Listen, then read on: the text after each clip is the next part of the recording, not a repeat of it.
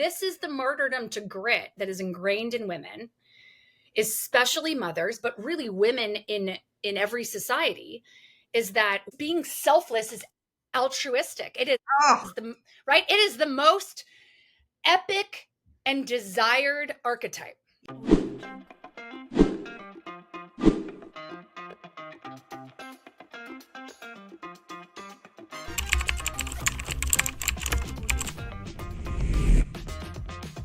Okay, I'm gonna come back into my body. Yeah. I've been looking forward to this moment since I found you, like, what, 2-3 weeks ago? Yeah. And since we're just jumping right in, I'm just gonna let the Feminine Rebellion listeners in on the fucking backstory. First of all, I'm so beyond excited to be here. I just had an entire dance party in front of my mirror. Yes. Like, celebrating this moment. It's not often that I, see someone or have an experience like online, have like a body experience online where I see something that resonates so deeply. I don't know why I feel like I'm going to cry. This is so weird that I'm like, I have to fucking know this human being. And to give the listeners, a little backstory. So I see this post like maybe 3 weeks ago with Erin Gallagher, our guest today. And it is talking about this hype women movement. And I start digging a little bit deeper and I learn about the roots of this movement and how it all started. And my whole body is like lighting up. I'm getting shivers. I'm like, I need to know this person. And I don't know why, but I'm going to send her a voice note over Instagram. And, my feeling was like, she's never going to respond to me. Like, she's busy, she's important, she's, how you do that with people. Of course, like, limiting beliefs, all the reasons why you but you separate yourself. You're like, oh, she's so much fucking cooler. She's got it going on. So I sent you this voice note and it was basically like 2 minutes after I found you. And I was like, Erin fucking Gallagher, I need you in my life. I need to know you. I need to like sit next to you on a couch almost. It's like, I want to eat popcorn with you. Yeah. And I want to watch Under the Tuscan Sun with you. Oh, God, it's so good. I read that in your book and I was like, yeah. Diane Lane forever. Right? Like, as my father would say, forget about it. Forget about it. So I did this thing. I reached out to you. I sent the voice note and like, you messaged me right back and you were like, Natty fucking Frasca, game on, and I was like, my God, we're fucking in it. It's like it. You meet people and you just fucking know. So much of your work, and I just received, my pre-print super special advanced reading copy of your book yesterday. I haven't even finished it. It doesn't even fucking matter because so much of it, I have so many notes, so much of it, like so many stories in this book brought me back to a million moments where I didn't trust myself. I didn't listen to the voice, or I was, I saw myself outside of my kids' elementary school, like trying to make friends with the cool moms, being ignored. Anyway, you have so many moments in your book that I was like, that's me, that's me, that's me, that's me, that's me. So before we get any further, I guess I'm going to let you introduce yourself. Because as I was reading the book, I thought, oh, hype women, this is where the story starts. No, you are a fucking badass to the core, a disruptor to the core. Like, this is one piece of your puzzle, and which makes the fact that I'm sitting here with you even that much more impactful. So this is not like a one-off movement. This is just like one piece of who you are. So if you could take us back, tell us like a little bit about you. I know you're a 2-time founder. Like, give us your backstory. Okay. Well, before we do that, we need to address a few things. Okay. Okay. So the first is intuition. Intuition is the strongest guide towards our internal North Star that we have. Women's intuition is the most powerful energy on the planet. It's why they're so afraid of it.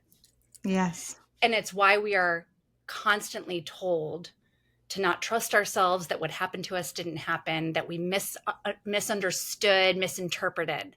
That's all because they don't want us to know and to remember. So your intuition said, I'm going to send her a fucking voice note.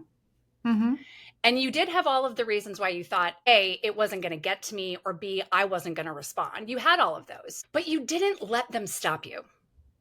Because guess what? We would not be sitting here right now if you had let any of those naysayers in the back of your mind, those reasons that you've been told that you aren't good enough and that you don't deserve everything you want. If you had let that get through, we wouldn't be sitting here. And what you and I are going to do is going to be, the podcast is a piece, like you just said, sort of Hype Women is a piece of who I am. Like, you and I are going to do a lot together in this world. So Amen. Your intuition got us here. Your intuition got us here. We'll talk more about that, because it's also why it's why I even wrote the post that sort of started some things. But okay, so that's number one.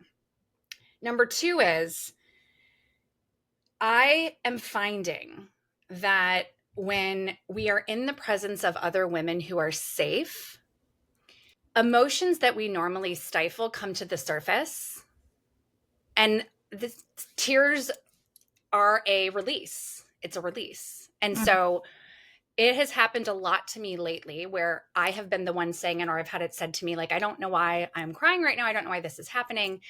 It's because you're safe. So, so that's why it's happening. Yes.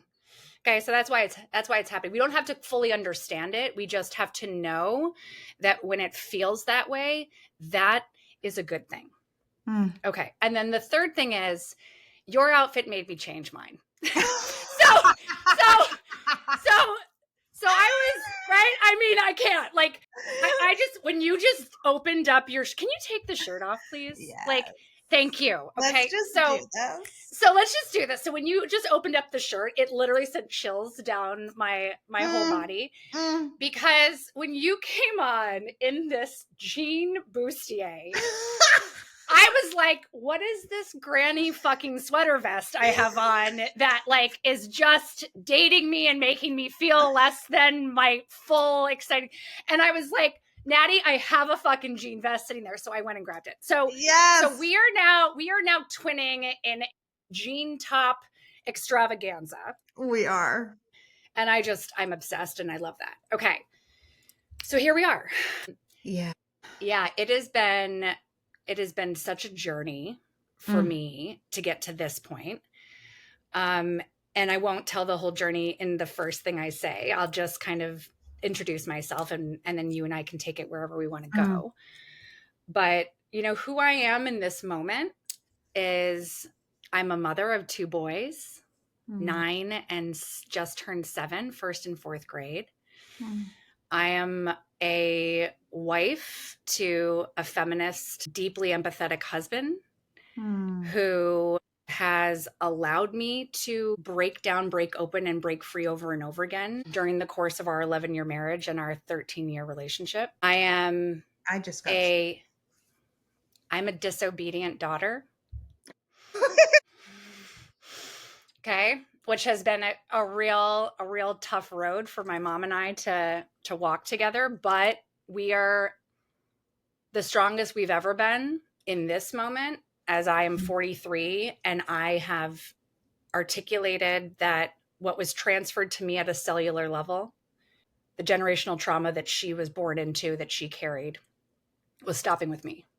I am a devoted and a disruptor who challenges systems that weren't built by and for so many of us. I am the CEO and founder of Ella, which I will give you a little preview, Natty. And of course, like back in the day, marketing, I grew up in agencies. Marketing people would have been like, you can't fucking tell people you're going to do something before you do it.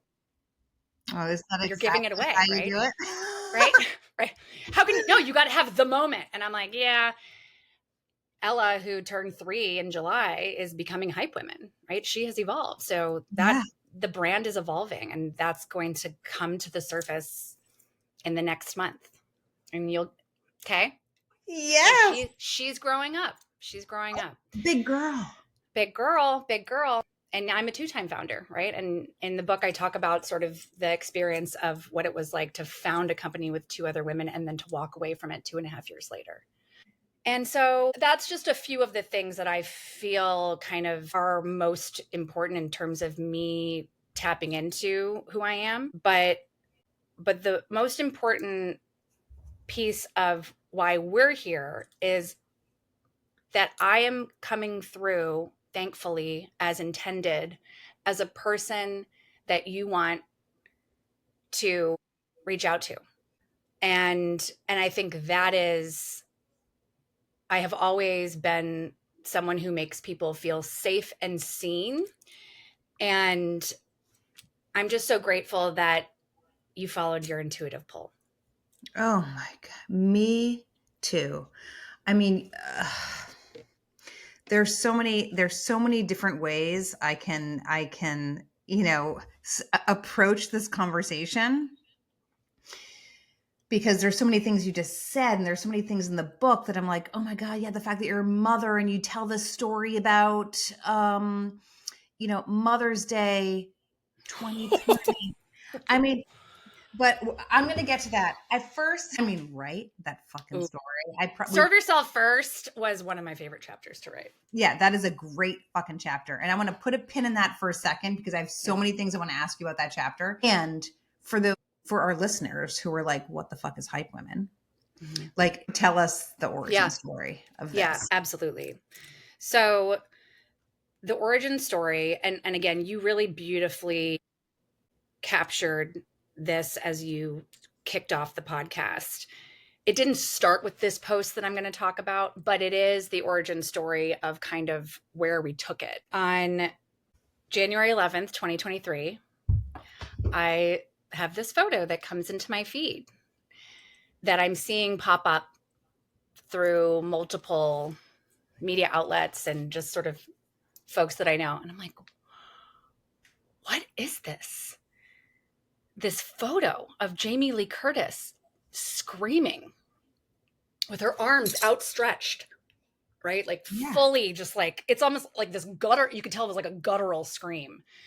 And Michelle Yeoh sitting next to her, face and hands. Like I hadn't watched the Golden Globes the night before, so I wasn't sure what was going on. And without context, I assumed Jamie had won something.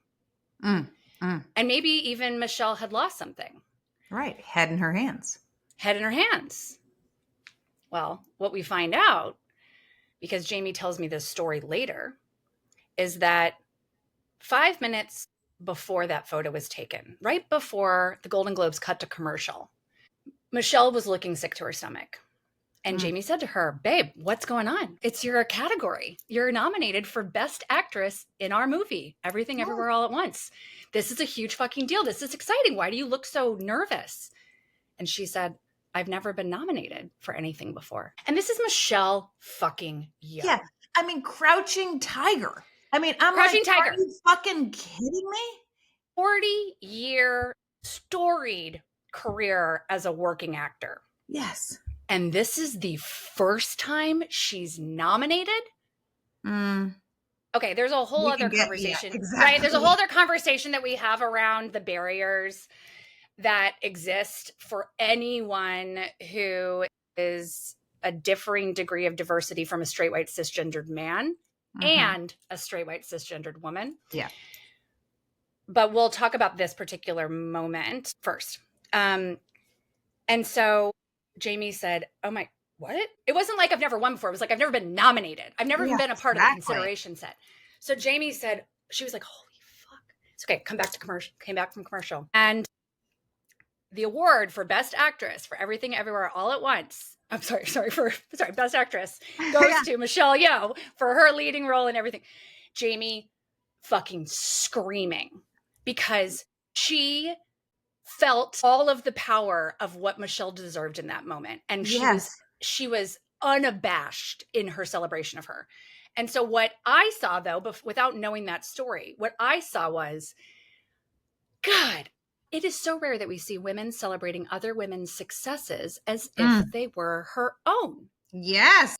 As if they were her own. Not, oh my God, that's so great for you. When right? really, yeah, they're like, right? Why not me? That's right. Right? That sort of bullshit sideline support, which is kind of like, that is so great for you. Oh, God.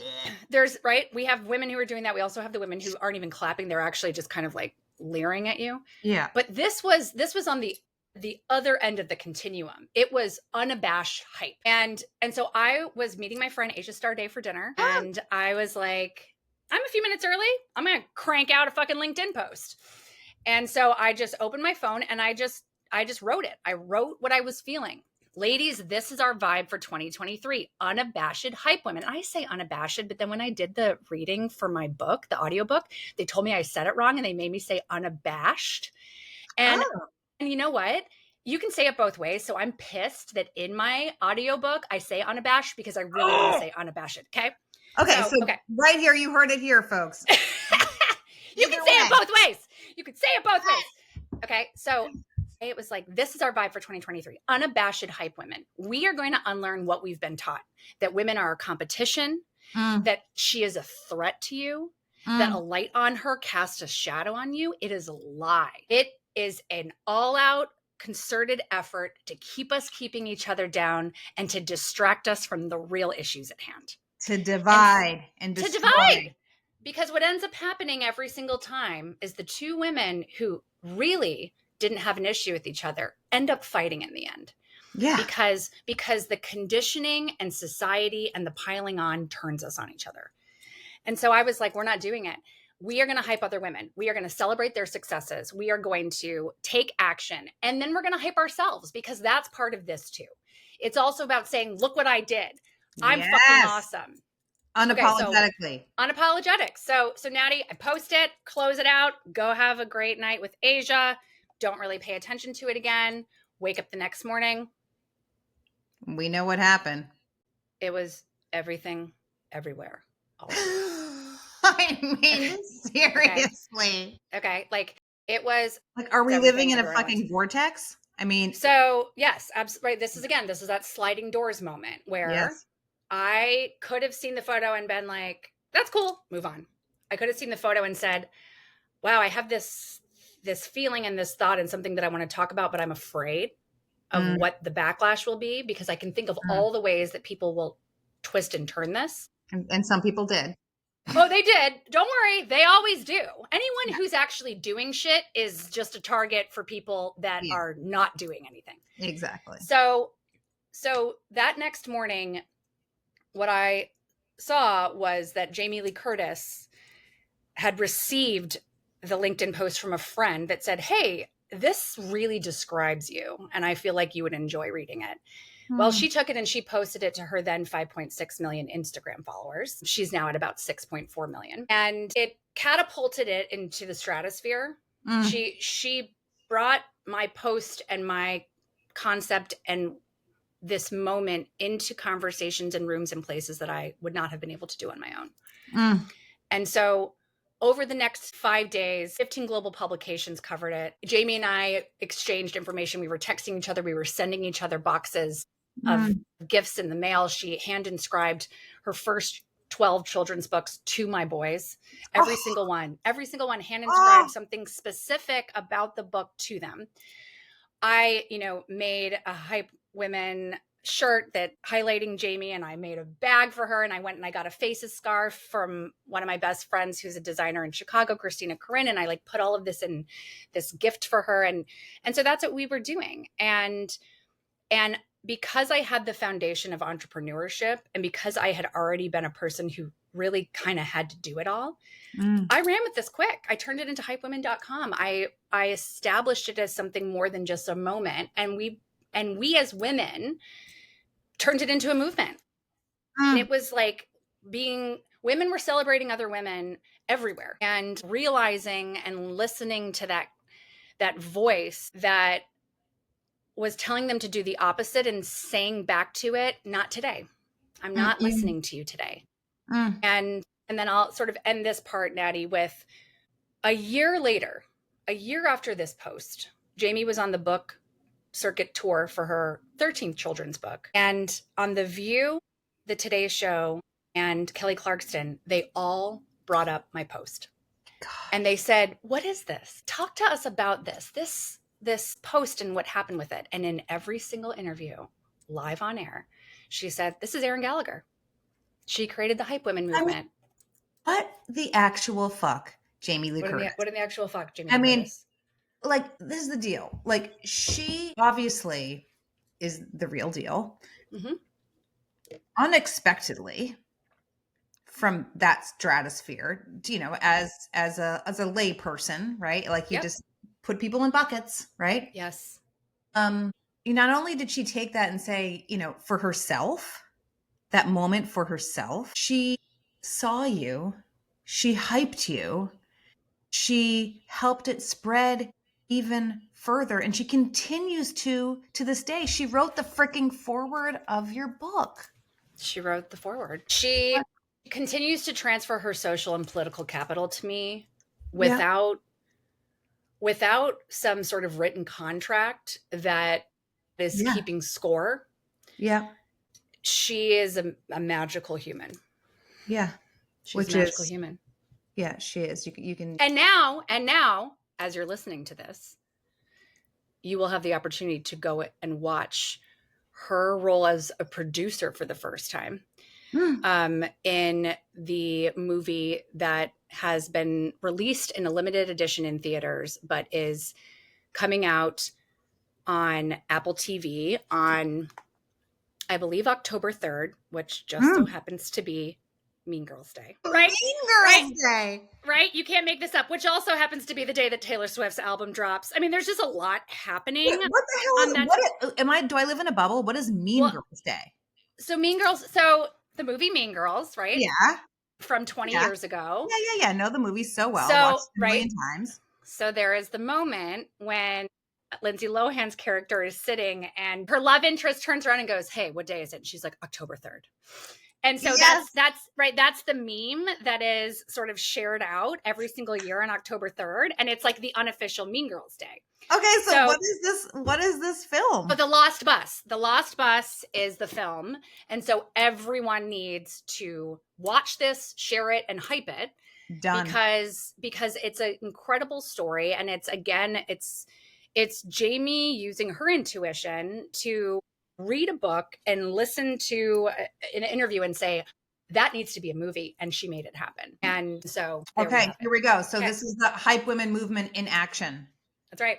The Lost Bus, October 3rd. Let's get fucking on it. Let's get fucking on it. Limited release. Okay. So much came up for me in this book. I mean, my entire fucking body. So first, in the very beginning of the book, you talk about the dualities of women. And I actually want to read something because this is something I think about and have struggled with and have had to integrate into my own being over many, many years. This idea that like we're both things, right? We're not one or the other. So I need to put my reading glasses on. Okay. So they call me nerdily at home. So my nerd glasses. Okay.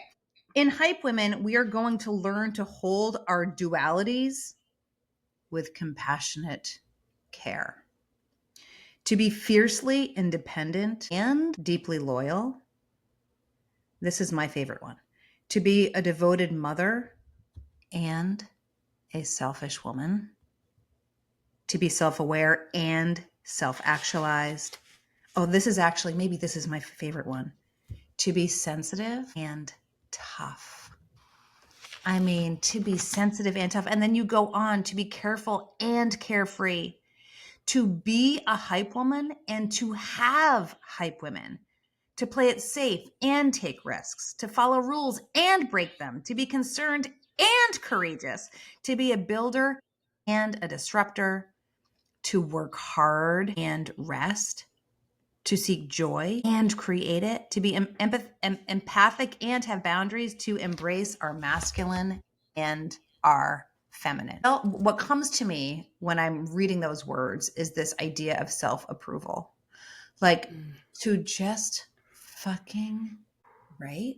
Deep breath, to approve of every single fucking piece of us. So I'm curious, like, where did this come from for you? Like when you're writing this book, this idea of dualities. I know where it's coming from for me, but for you, why did that make it into the book? Felt like on each of those sides, over and over again, I was either celebrated or condemned for being. Mm. And so I was celebrated for being a devoted mother, but I was also condemned for being a devoted mother, right? It meant my career took a hit. It meant that I wasn't as good of a friend. It meant that my relationship with my husband changed. And then I was celebrated for being a selfish woman in the moments when other women were like, yeah, facials, right? Like, Yeah, do it, right? girl. Let's go drink all the wine. Let's do it. Like, yes, yeah. Right? But also condemned. How could you pick yourself over them? So I was looking at the lot of my life and realizing that if I allowed other people to tell me what made me good and what made me bad, I would actually end up being nothing. Because what made me lovable and interesting and celebrated to some made me intolerable to others. And so who the fuck was I doing all of this for? Right? Who the fuck? Who was I doing this for? If I wanted to be liked by everyone, I could be loved by no one, least of all myself. Right? And that's a line that I have in the book, because I realized I have a choice now at 42 when I wrote it. Do I want to be likable or do I want to love myself? And when you just said choice, it's a choice. It's a choice because by the way, I know a lot of women who choose to be likable. Mm-hmm. And that is a path. It is it either works for them or they don't know they have another option. But it was not working for me. That's kind of the shift that I had in my 40s, definitely once I turned 40, but really 42, I kind of had an even deeper kind of grounding into who I am. I was like, is this still working for me? And I asked that question across every facet of my life, whether it was my daily behaviors, my relationships, my style of working, my standing in my masculine or my feminine. Like I just started to ask myself, is it still working? And in so many cases it wasn't. And so because I had already done the investigation, I had a choice to either say, oh, well, or to actually start to make change. And so change is what I made. As you're speaking, I'm seeing women like in my mind on a tightrope, right? It's like, yeah, we're on a tightrope. It's very, very thin and wobbly. And it's like, 79 feet above a pit of piranhas. And the tightrope is like, be a good girl, stay quiet, smile, say thank you, be appreciative, work really fucking hard, be a great mom, and also, give it all to work and to home. And then, a couple nights a week, give a blowjob at 10 p.m. Oh my God, you still give blowjobs? Are you out of your damn mind? We got it. That shit done. I was like, I'll see you in hell. And we have to get to know each other because You're a good person. I am definitely I definitely give blowjobs. But it's not, that's a whole nother episode. It is. It's another episode. Unpaid fucking labor. Who says I don't get paid, girl?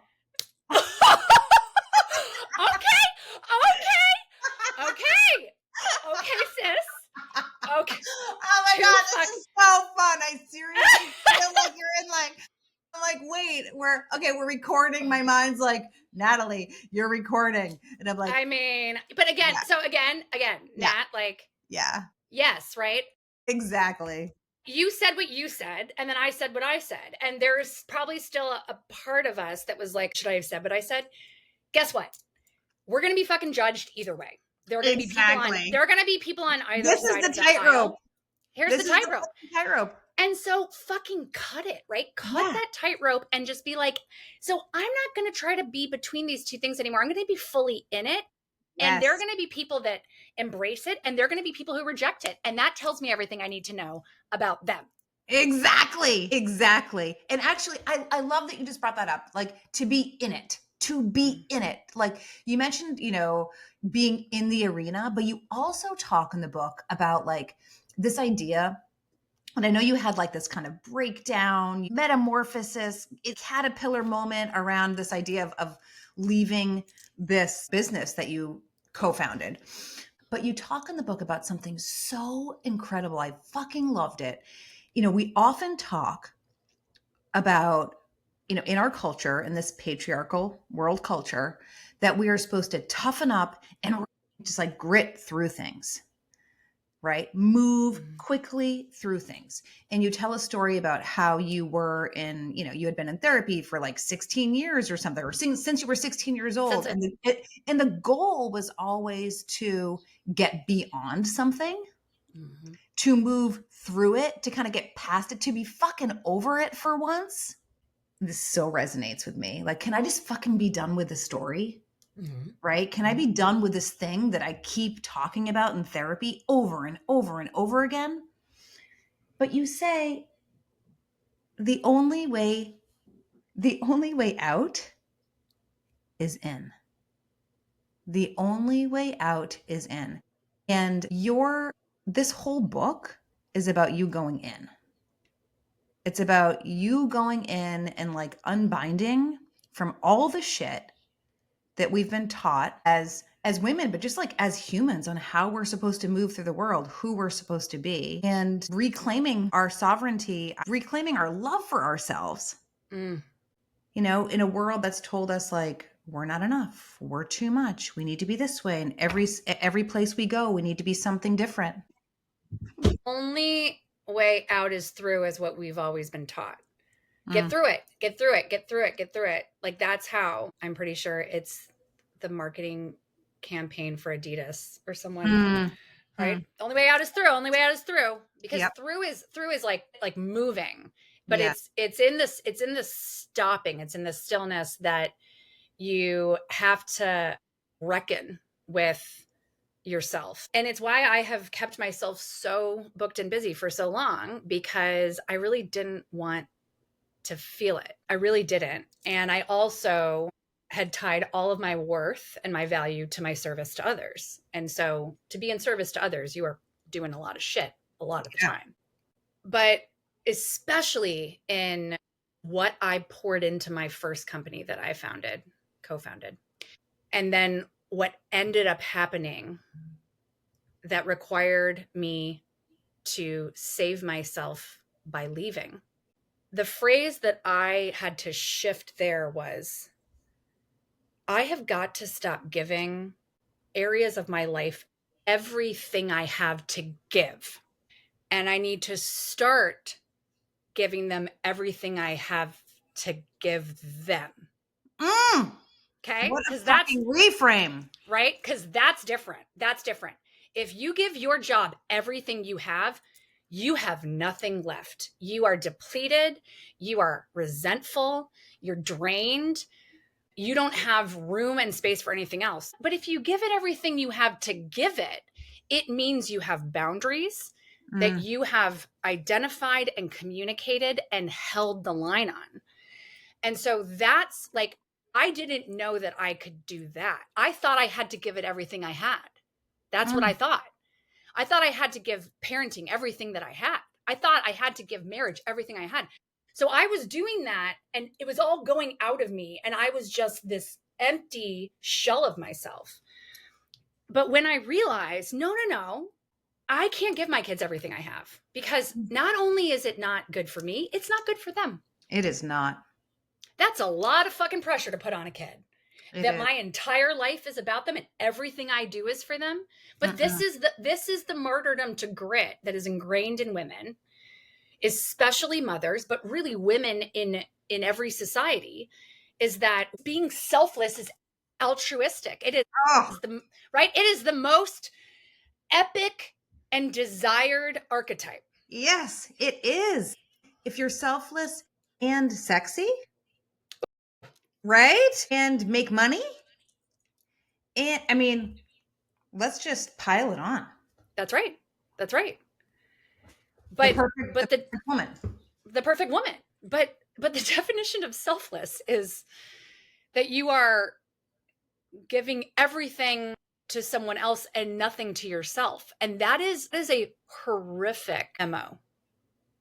It is why women's unpaid labor is worth $10.9 trillion every When single I year. read that in your book, I mean, greater than, the combination. The top 50 Fortune 500 companies revenue. It is more than that.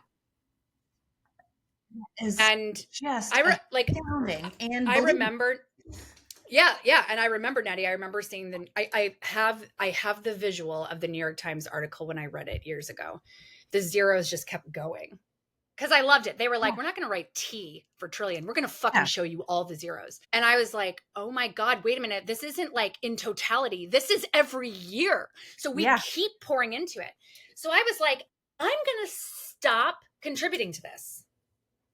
What are areas of my life where I am pouring my unpaid labor into it that don't deserve it? I have unpaid labor in my home that is a part of my life. That is how we work as a family. But there are also parts of my unpaid labor in my home that I don't fucking do anymore. Yeah, Because tell me, what don't you do anymore? so this is actually another example that I give in the book because it's when I talk about the could, should, would idea. I don't know if you're on that, if you've gotten to that spot yet, but what this was about was I create my own shit to do in this house so that I can feel valued and I can show my family how much I fucking do. And so the example I give in the book, can I just read it to you? Please. Okay. So this is in, I believe it's the Serve Yourself First chapter. Let's see. Could, would, should. 228. Okay, here we go. So, oh no, it's in Prioritizing Pleasure. That's a really fun chapter. All right. One of my favorite movies is the 1989 dramedy Parenthood. There's a scene toward the end of the movie where Steve Martin's and Mary Steenburgen's characters, Gil and Karen, are talking in their bedroom. She just shared that she's unexpectedly pregnant with their fourth child.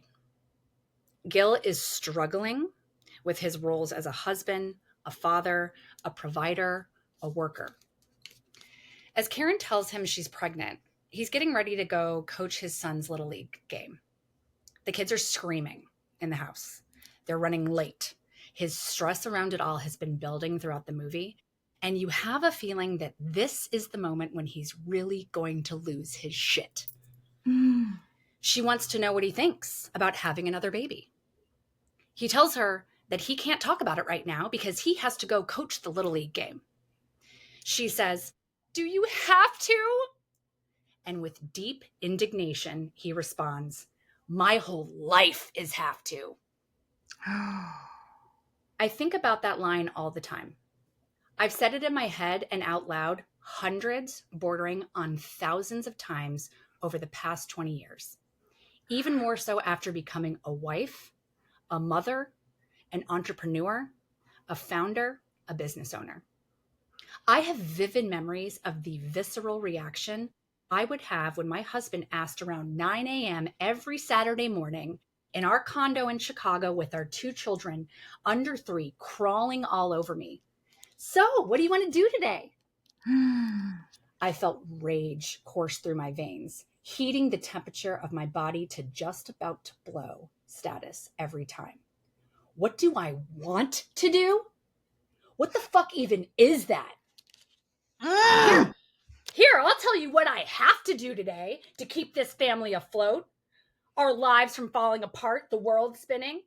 My whole life is have to. God, it was exhausting being so angry. It drained me. I know it drained Brian.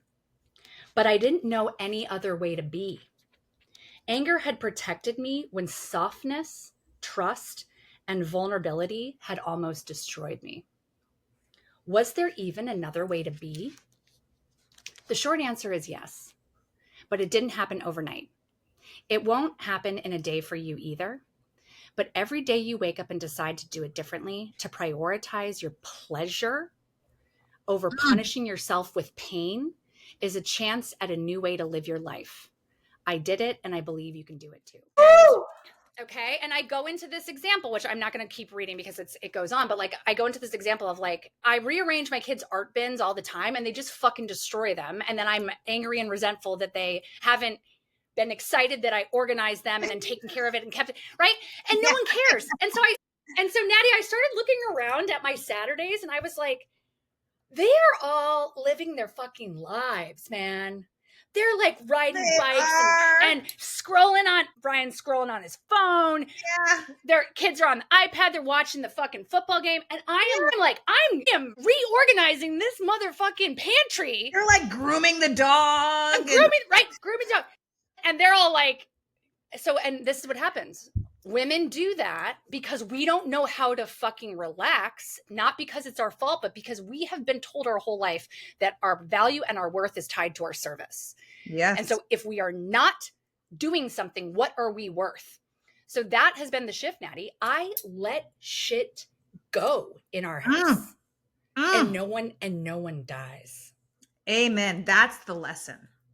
And that needs to become embodied, right? Because at first, I'm sure for you, it was like, wait, what if that laundry piles up, if the art room's a fucking mess? I mean, there is that like, initial response of like, I need to fix that. I must do that. But like over time, it's like, fuck it.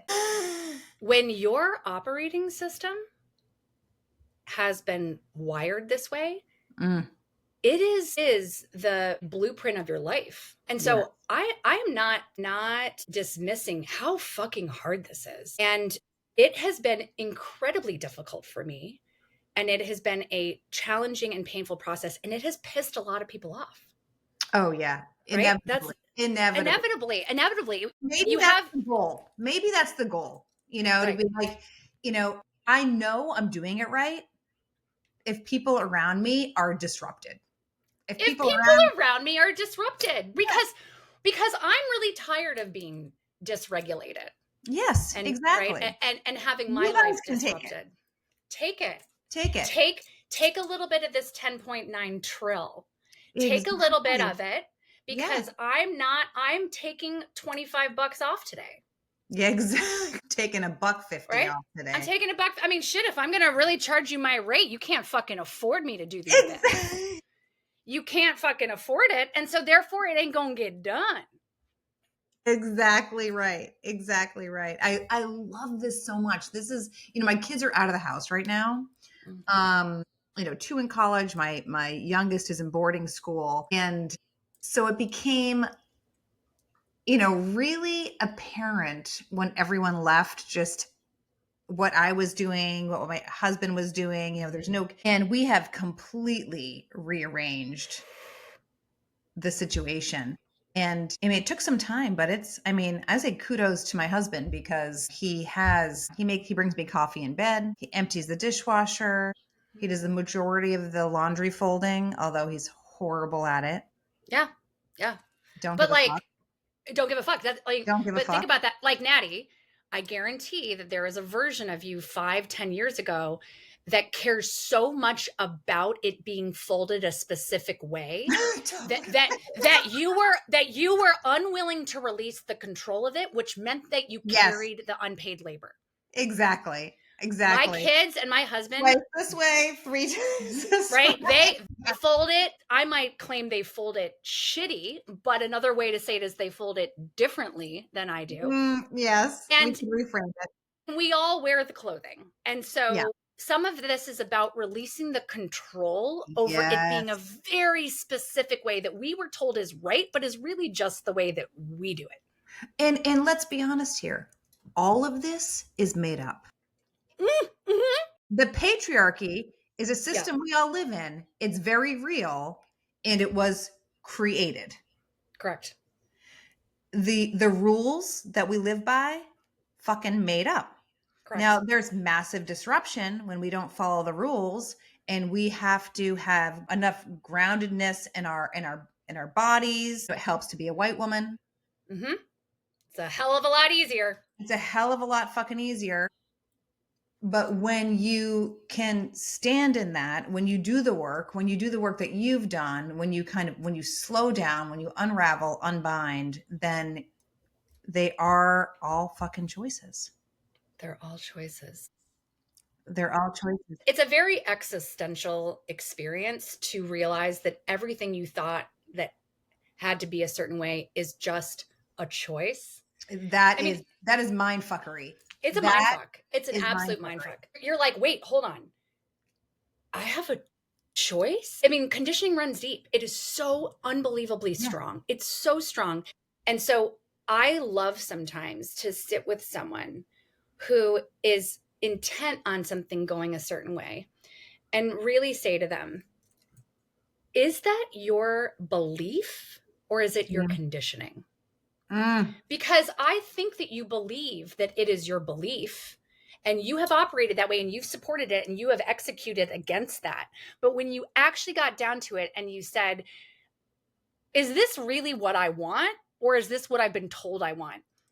Yeah. Everything falls away. Everything falls away. Yes. And then you start making different choices. That is a very, very powerful question. Like, what do I really, really want here? Not what I was told to want. I mean, this is like, I talk about it in my work, this thing I call the patriarchal path. It's like we're taught, do well in school, be a good kid, be kind, land a great career, level up in that career. At some point, find a solid partner, buy a house or a condo, have 2 to 3 kids, send those kids to college. I mean, it's like it's so Oof. prescribed. So fucking prescribed. Yeah, and at the end Like of the Natty, did you even consider that you weren't going to do those things? no, Neither did I. Neither did I. I not for a second. never considered. So there are times, and listen, I'm here and my life is my choice. But I don't know if the growth that I've had in the past 15 years and who I am today, if I put myself back in that, I don't know that I would have made all of these choices again. Oh, I 100% would not have. Right? There are times when I look and I'm like, when did that happen? Yeah. I don't even remember deciding that. I just know that I knew there was a ticking clock that this stuff needed to get done. It needed to get done. Mm-hmm. And and you got that shit done. I got it done, right? So it's like, I'm sitting here with the fucking marriage and the fucking 2 kids and the dog and the house and the car. And I'm like, yeah, I don't know if this is all there is. And that is not supposed to be a question that we ask ourselves or admit to. That's disruption. Yeah. But I love the admittance of it is so powerful. So I have a girlfriend, and then, I have a couple more questions. And I know we've already been on here almost an hour, but I have a girlfriend who's recently divorced. She's basically sold everything. She's like backpacking it. She's like couch surfing, in her 50s, couch surfing, backpacking it. And I'm like, what the actual fuck? She is completely free. She's made the choice to do something different. And not everyone, I would say, has that choice. Not everyone has That's that right. liberty. But she's made that choice. And it's like just watching her, watching this metamorphosis, watching this has been so powerful, liberating, and such a turn on. Such a Yeah. turn on to watch this. So choice. Okay. So one thing we have not had you describe is what a hype woman is. And I think that's a very important part of this podcast. Yeah. A hype woman is a woman who celebrates other women's successes as if they were her own. Mm, That is at its core what it yeah. is. And a hype woman understands that in this hype women economy that we are creating, we have a multitude of capital that we are able to transfer to one another, to deposit and to make withdrawals. And I have found that they really exist inside these 4 different categories: human capital, social capital, financial capital, and political capital. And so hype women transfer their capital to one another, because hype is a verb. It's not passive. It's not passive admiration. It's not seeing a woman do something in the world and sitting in your home going, that's amazing, in your head. No, it's an act. It's action. And so, you know, to break down what those 4 categories are, your human capital is what you know. This is your experience, your expertise, your education, your lived experience. You can transfer that. A woman is starting a business. You meet with her for an hour and you tell her what you learned, right? That's a transfer of your human capital into her. And so we have to start thinking more creatively about how we are going to take our power back while existing inside of a white supremacist patriarchy. Yeah. We have to interface with it, but we can also do things in our own ecosystem, and that's what this is. And so the financial capital is the easy one. It's what you have. It's truly money, cash money, investments. And then social capital is who you know. So this is how you make introductions to other people. You create space in your circles of and spheres of influence and power for other women's ideas and products and services and existence to thrive. And then your political capital is who you are. This is what the world knows you as. It's your reputation. It's your power and influence. And so you can deploy capital in each of those areas to other women every single day. You can do it. And if we start doing this more often and we truly operate from an abundance mindset, not one that says, well, what has she given to me? Is this equitable, this transfer? Is this worth as much as this is worth? I'm not saying that you go and you spend every hour of every single day pushing out. That's not what I'm saying. You have to be protective of yourself and your time and your energy, but you will know when it's the right people Of course to you will. exchange that capital with. It's going to be how they make you feel when you're with them. It's a feeling. It's always a feeling. It's a feeling. And then those that make you feel like shit, you are going to pull back from. You are going to retain your capital. You're going to cut off access and end your transfer of your time and energy to them. Amen. Which actually brings me to the last thing I want to talk about, which is mean girls. So, there's this, right? We have the mean girl, we have the hype woman. And we've all had mean girl experiences. I had 2 older brothers. Usually had like 1 girlfriend, maybe tops 2 until middle school, when all of a sudden there were groups of girls hanging out. And that's when I first experienced mean girl behavior. And I was like, I didn't have a sister.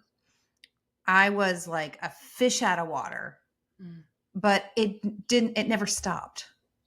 I mean, it stopped when I hit 40 9 years ago and decided it's enough. This is fucking enough. I'm not doing this anymore. So you have multiple stories in your book about mean girls, but tell us more about where it's kind of showing up and how people can remove themselves. Yeah. Mean girls will always exist, unfortunately. They are an external threat. what I have learned over the course of my life is that mean girls that are petulant playground bullies do not grow up to hype women. They grow up to hate women.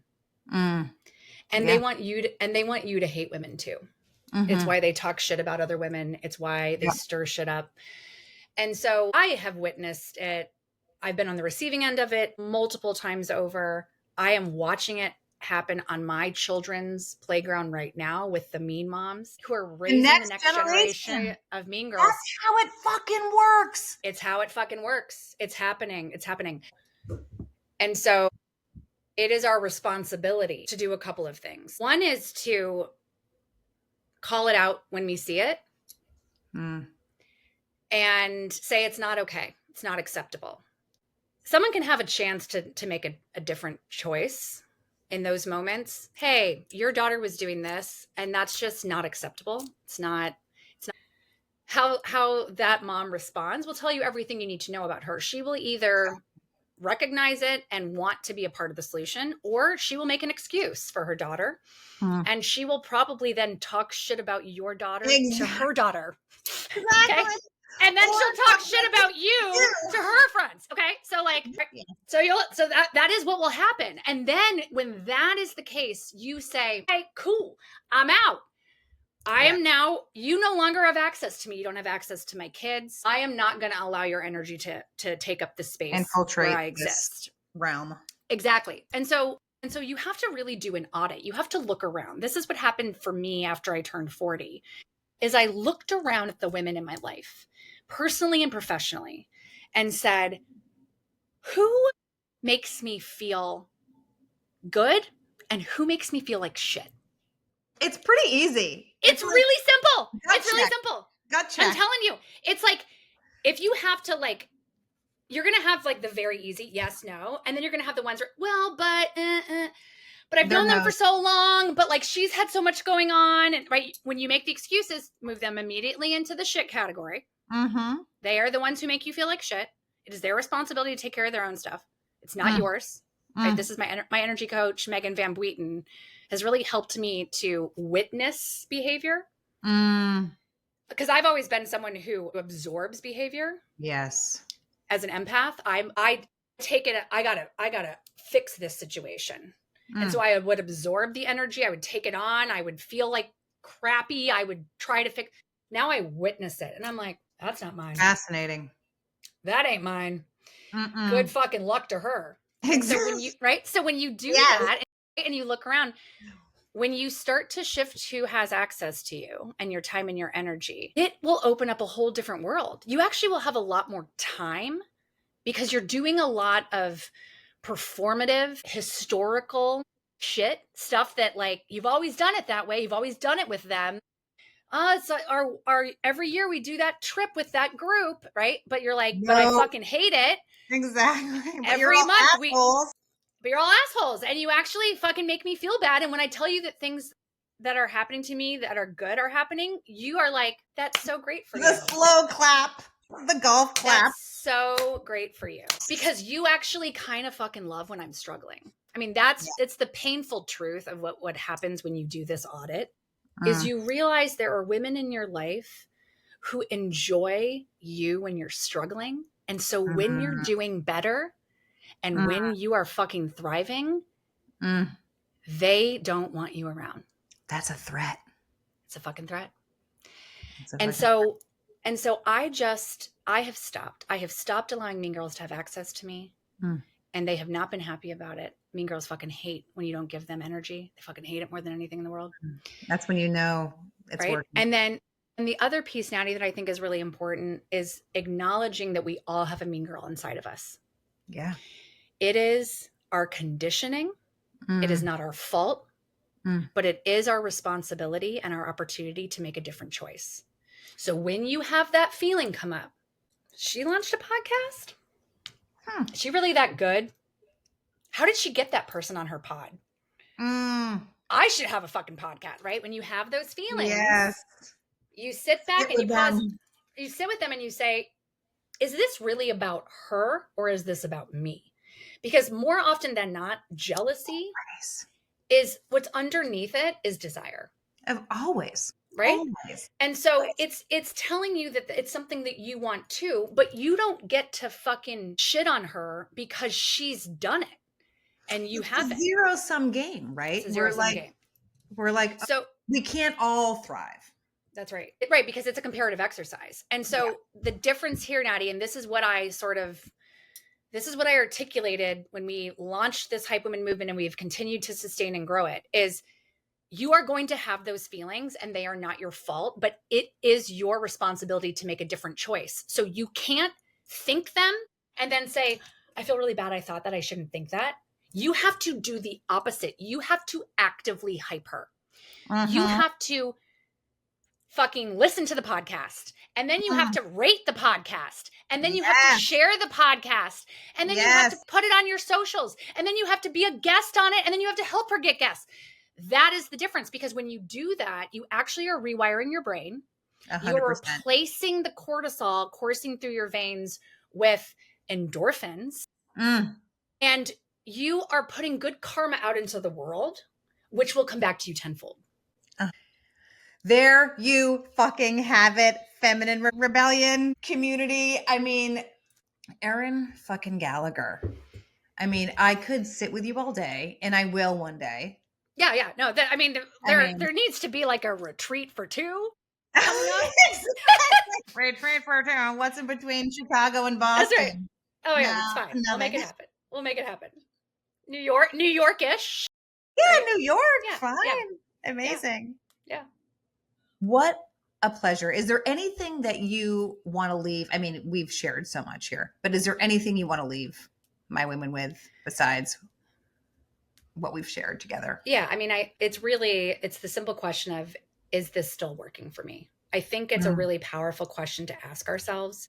And it doesn't mean we have to completely turn our lives upside down and disrupt and destroy everything that we have built. It doesn't mean that. It can.